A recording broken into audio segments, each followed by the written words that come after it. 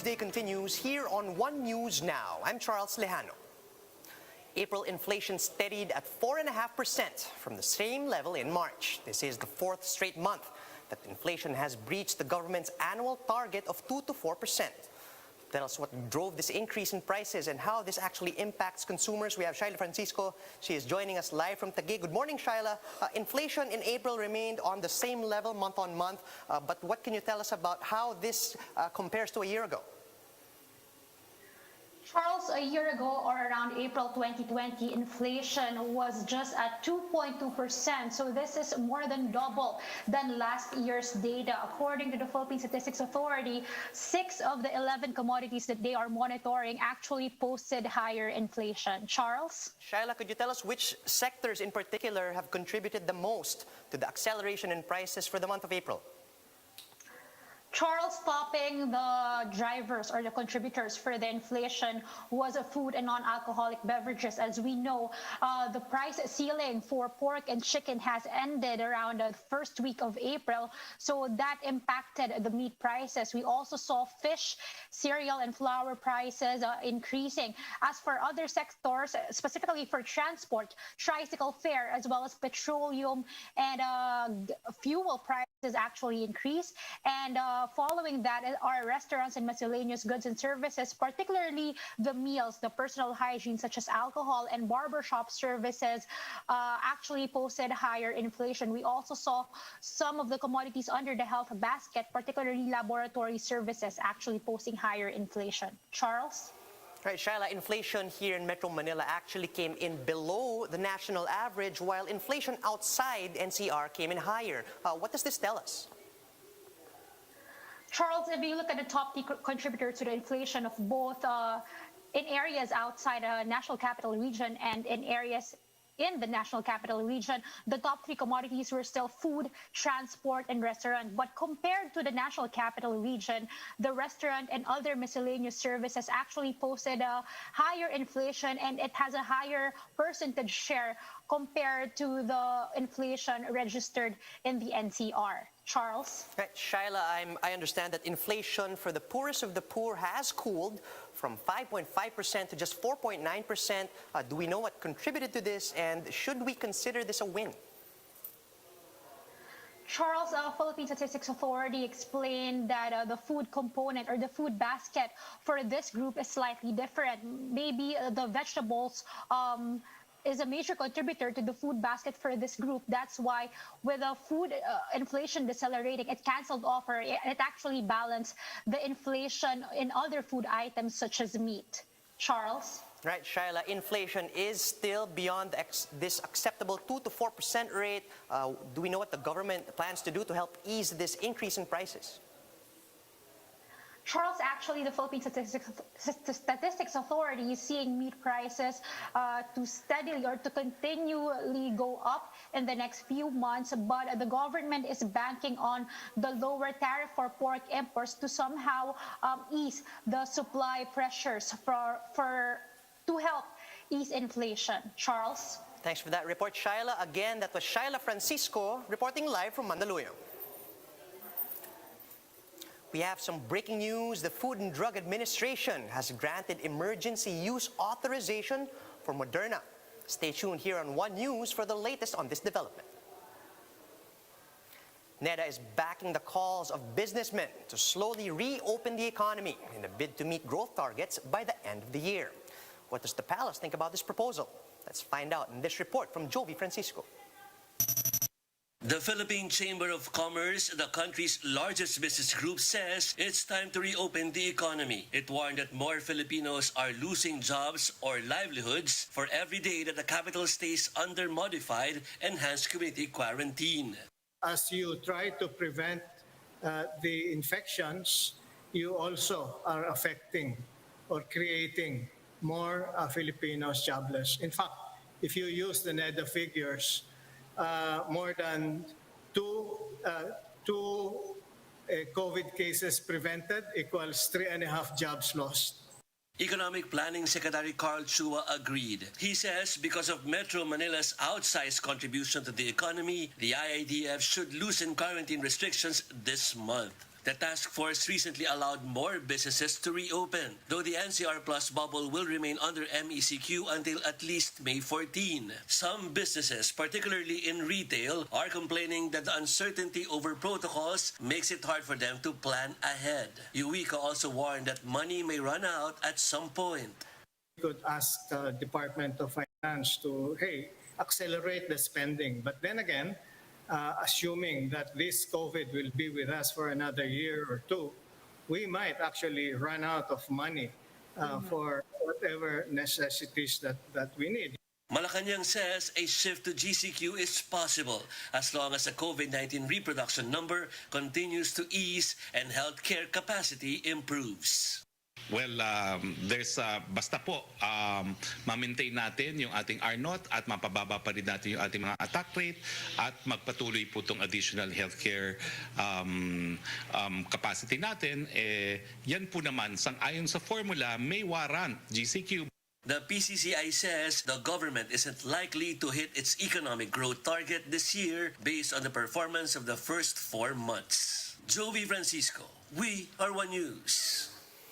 For the OCTA research group, it's still too early to decide whether it's time to relax the quarantine status in the NCR Plus bubble. OCTA's Guido David tells One News that the country has yet to see the full effects of the MECQ extension, making it difficult to provide an evaluation. But David said the proposal is still worth looking into, considering the economic effects of the recent lockdowns. The expert believes a downgrade to GCQ should only be considered if the downward trend in COVID-19 reproduction number, attack rate, and hospital utilization is sustained. We won't know the full effects of MEC Flex until maybe after about 1 week at least, because there's a delay between the time of implementation and the time that we see the full effects. Right now, we're still seeing effects of the previous MECQ. This is worth looking into.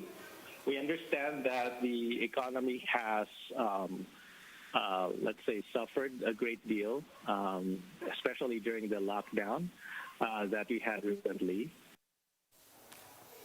Presidential Adviser for Entrepreneurship, Joey Concepcion, is backing plans to refocus most vaccination efforts in the NCR and other areas hardest hit by COVID-19. Because of a shortfall in vaccine supply, Vaccines Czar Carlito Galvez Jr. proposes to revise the national vaccination plan.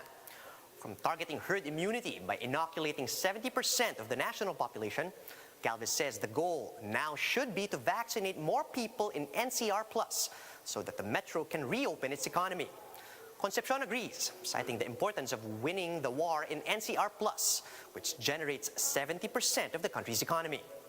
The presidential advisor also said dividing our vaccine supply across the country would be akin to firing scattered bullets instead of focusing it where the main battle is happening.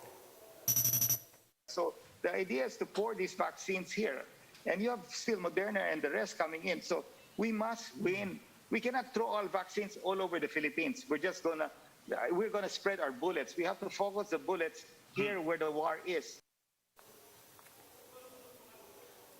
OCTA research team member Guido David seconded the sentiment, saying the recent surge in NCR cases only highlights the need to focus vaccine efforts in the metro. Right now, we really have a sense of urgency because we want the economy to recover as quickly as possible, and that will require vaccinations. And if we wait to get 70% for the entire country, that may take until next year or even until 2023, and that may be too long.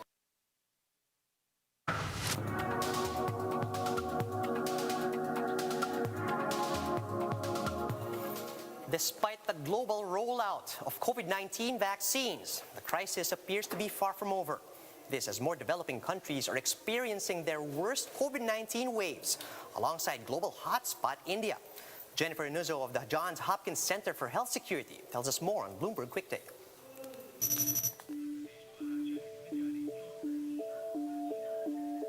I'm deeply concerned about the situation in India, and I'm very worried about, other countries that might be next, and really have to underscore the fact that this is a global crisis. There were warning signs in India for quite some time, and, scientists had been sort of sounding the alarm about a rise in cases, and it was just sort of waved off as, nothing to focus on. And unfortunately, there were a lot of mass gatherings that took place, which probably, spread the virus far and wide and, ignited what we're currently seeing.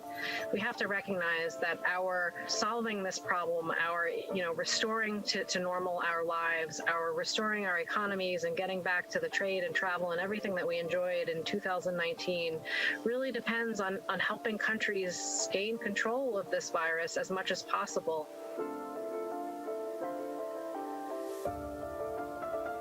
So really the path to relaxing our concerns about this virus has to be paved with vaccinations. Ultimately, I think if the goal is to stop worrying about this virus, stop being concerned that it can cause massive surges and put people in the hospital and cause lots of deaths, then, vaccinations are really what is going to be necessary to make that happen. But I think we aren't necessarily going to have a future where this virus doesn't exist. It's probably going to be circulating at some level, perhaps like influenzas do. And, it, I think, remains to be seen whether we will need new vaccines in the future like we do for flu. I think there's some scientific debate about that.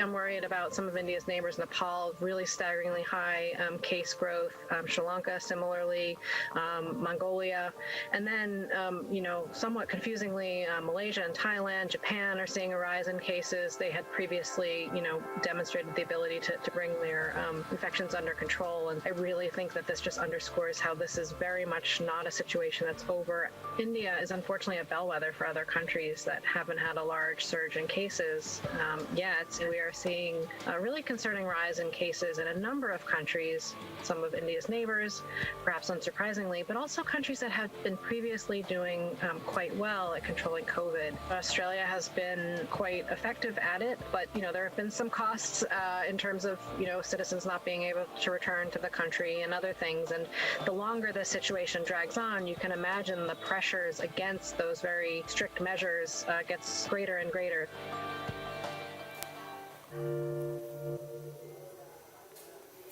And those are the top stories at this hour. Join us again later at 12 noon as we continue to monitor the day's biggest stories. You can also catch One News on Signal Play. Register for a free account at www.signalplay.com so you can stream One News live anytime, anywhere. I'm Charles Lejano. Mask on, wash hands, and stay safe, Philippines. We are One News.